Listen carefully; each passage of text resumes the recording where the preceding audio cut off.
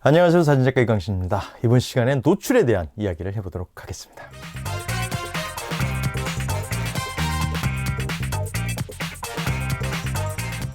사진을 찍는다는 건 어쩌면은 가장 이상적인 노출값을 찾아가는 과정이라고 해도 뭐 과언은 아닐 거예요. 사진을 이루고 있는 요소 중에 굉장히 다양한 요소들이 있지만 그 중에서도 어찌 보면 가장 중요한 요소가 노출이 아닐까 싶습니다. 뭐 빛도 있고 뭐 여러 가지 요소들이 존재를 하죠. 하지만 그 모든 것들을 종합해서 결국은 가장 이상적인 노출값을 찾아내는 과정이라고도 할 수가 있겠죠. 그렇다면은 어떻게 하면은 조금은 더 내가 생각할 수 있는 노출값에 도달할 수 있을까라는 게 가장 큰 숙제가 될 수도 있겠죠. 굉장히 노출을 측정하는 방법은 다양하게 존재를 하죠. 뭐 측광의 방식도 뭐 스팟 측광을 이용하는 방법, 그리고 뭐 평가 측광을 이용하는 방법 등 노출을 잡기 위해서 굉장히 다양한 방식이 존재를 합니다. 뭐 A 모드, 그러니까 조리개 우선 모드로 노출을 잡는 법, 셔터 스피드 우선 모드로 노출 잡는 법, 그리고 매뉴얼로 잡는 법 다양하게 존재를 하지만은 항상 이게 과연 적당한 노출일까라는 고민을 하게 되죠.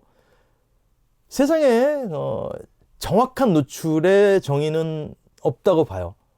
그냥 내가 생각한 내 기준에 맞는 노출이 맞는 노출이겠죠. 나는 지금 내가 바라보는 세상이 조금 더 밝은 세상이었으면 좋겠다 라고 했을 때 오버로 노출을 측정하시면 맞는 그 노출이 되겠죠. 그리고 나는 지금 조금 분위기가 우울하고 다크한 느낌이야. 그러면 어둡게 촬영을 하면은 그게 또 내 기준에서 맞는 노출값이 되겠죠. 하지만 그런 걸 다 떠나서 그냥 일반적으로 내 눈에 보여지는 대로 찍고 싶을 때가 있습니다. 그쵸? 그럴 때는 어떻게 잡아야 될까요? 가장 기본적인 거는 사실은 노출계를 활용한 방법이겠죠. 다들 많이들 보셨을 거예요. 이렇게 손에 쏙 들어오는 노출계. 지금 노출계가 지금 눈에 보이지 않아서 일단 노출계가 있습니다.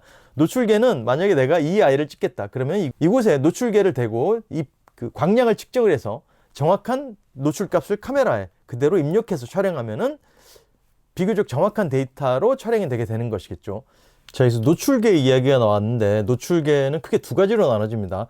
입사식 노출계 그리고 반사식 노출계 두 가지가 있는데 이렇게 노출계를 통해서 빛을 측정하는 그런 노출계를 입사식 노출계로 하죠. 일반적으로 우리가 노출계라고 판매되는 제품들이 입사식 노출계가 대부분인데 입사식 노출계는 말 그대로 그 피사체에 직접 떨어지는 빛을 측정한다고 생각하시면 돼요. 그래서 굉장히 정확한 노출값을 잡아낼 수가 있죠. 하지만 카메라에 내장된 노출계는 반사식 노출계죠. 그래서 그 반사식 노출계, 우리가 일반적으로 쓰는 DSLR이나 미러리스가 다 반사식 노출계를 탑재를 하고 있습니다. 그래서 이렇게 피사체에 맞고 떨어지는 빛을 측정하는 게 18% 그레이로 측정하기 때문에 흰색이나 검정색의 촬영 시에는 굉장히 조금 언더로 찍히거나 오버로 찍힐 확률이 좀 높은 그런 단점이 있겠죠. 하지만 우리는 일반적으로 카메라에 내장된 반사식 노출계를 활용해서 촬영을 하기 때문에 그럴 때 어떻게 조금이라도 그 오차를 줄일 수 있을까에 대한 팁을 한번 말씀드려볼까 해요.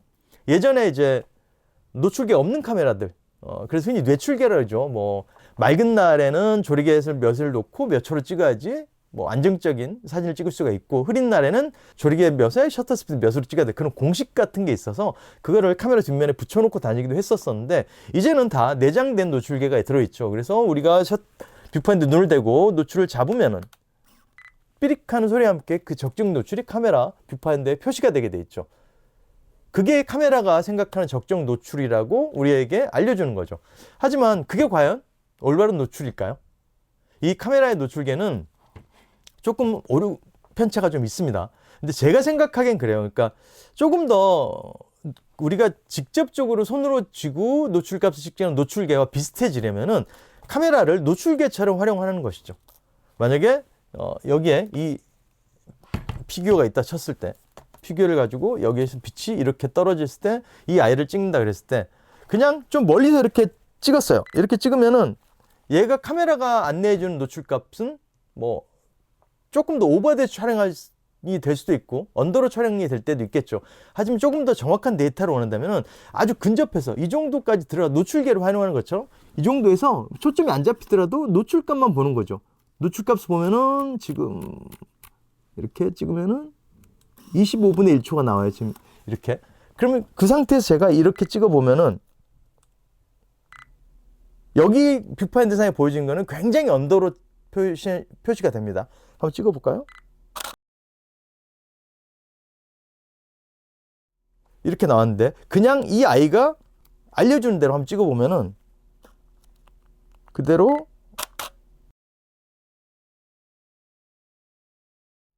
이 정도 셔터 스피드가 이렇게 화면이 밝게 떨어지게 되는 것이죠. 가깝게 잡았을 때와 멀리서 잡았을 때 노출값이 굉장히 다르게 표현이 되기 때문에 특히나 인물 사진의 그 피부의 개조나 이런 것들 표현하고 싶거나 아니면 스파 측강을 이용해서 내가 원하는 부분만 정확한 노출을 잡고 싶다. 그러실 때는 피사체 아주 가깝게 노출계를 카메라를 노출계 삼아서 측정을 해보시는 거죠.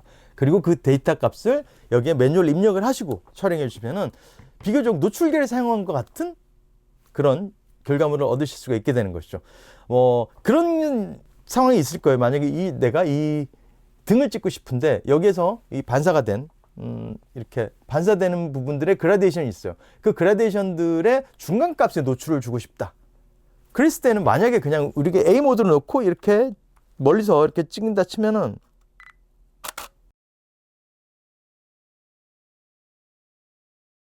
이 정도 떨어지는데 내가 이거를 조금 가까이 들어가서 이렇게 노출 잡아 볼게요. 그러면 지금 여기에서는 M 모드로 놓고 잡아야겠죠, 노출을. 그럼 여기서는 지금 100분의 1초를 가리키고 있어요. 그럼 다시 똑같은 구도로 촬영을 해보면은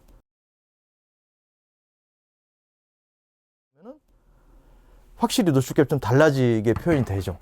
그렇게 조금 더 아주 피사체 근접해서 이 카메라를 노출계로 활용하는 방법이 있을 것입니다. 그리고 또 풍경사진 같은 경우에는 브라켓팅이라고 그러죠. 카메라 보면 BKT라고 써져 있는 모드가 있습니다. 그거는 노출을 3가지 정도로 나눠서 촬영을 하게 되는 것이죠. 그래서 언더로, 그리고 평균값으로, 그리고 오버해서 3개를 연사로 쫙 찍는 거죠. 가능하면은 트라이포드를 써서 촬영하는 게 좋겠죠. 그렇게 연사로 촤라락 찍었을 때 그 3개의 값이 하나는 굉장히 어둡게 찍히고 하나는 일반적인 중간값, 하나는 굉장히 밝게 찍히게 될 것입니다.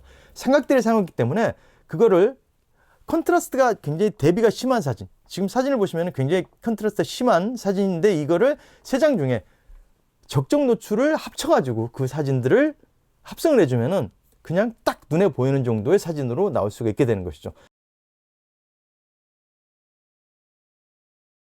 브라켓팅을 활용한 방법도 아주 풍경사진에 있어서는 괜찮은 방법이기 때문에 사용을 해보시지 않았던 분들이라면 카메라에 있는 메뉴가 있잖아요. BKT, 브라켓팅이라는 메뉴가 분명히 있습니다. 브라켓팅을 어떻게 설정하는지는 가장 좋은 방법은 모든 카메라 브랜드들마다 달라요. 그래서 여러분들의 카메라에 매뉴얼을 읽어보시면 브라켓팅을 어디에 들어가서 어떤 단추를 눌러서 세팅을 하는 거가 정확하게 나와 있습니다. 그 BKT로 표시가 되어 있을까요? 그거를 활용하시면은 풍경사진에 있어서 노출은 훨씬 더 손쉽게 잡을 수 있지 않을까 생각을 해봐요. 아까 처음에도 제가 말씀드렸지만은 노출의 정답은 없죠. 하지만은 내 눈에 보여지는 대로 표현하고 싶다면 이런 방법들을 사용하시면은 조금 더 손쉽게 접근할 수 있지 않을까 싶습니다.